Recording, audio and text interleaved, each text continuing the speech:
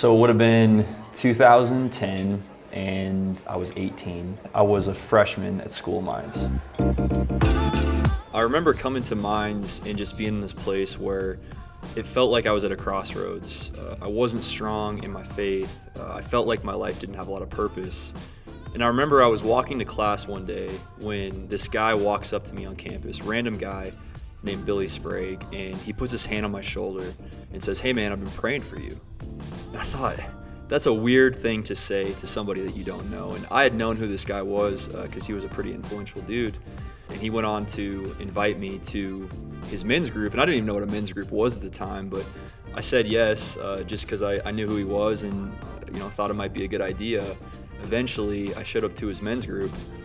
And I remember just walking into that group and just feeling the love of the guys there. And it really was what catalyzed my faith. Fast forward a couple of years and I start following Jesus. As I started to read about God's purpose and his plan for not only mankind but also for me specifically, I couldn't get past this idea of this universal calling for us to go and make disciples. And I remember around that same time I was getting involved with a church, and there was a Sunday where it just felt like I had this very clear thought from God to preach the gospel and to start a church with Billy Sprague. I started working full-time as a petroleum engineer. I was pursuing that degree at Mines and was working in downtown Denver for a corporate oil and gas company.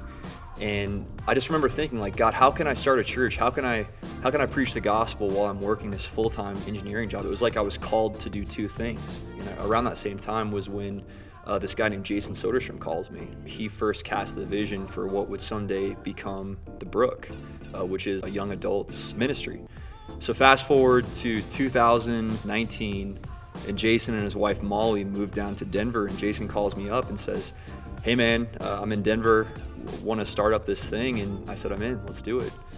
Still working full-time as an engineer, and Jason, Molly, and myself just started sitting around their living room table and praying and dreaming and talking about what it would look like to start this young professionals church.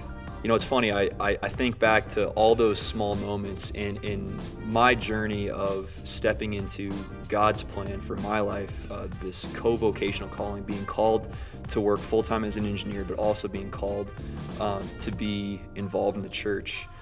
Is something that I could have never crafted up on my own. It's something that I could have never dreamed up on my own.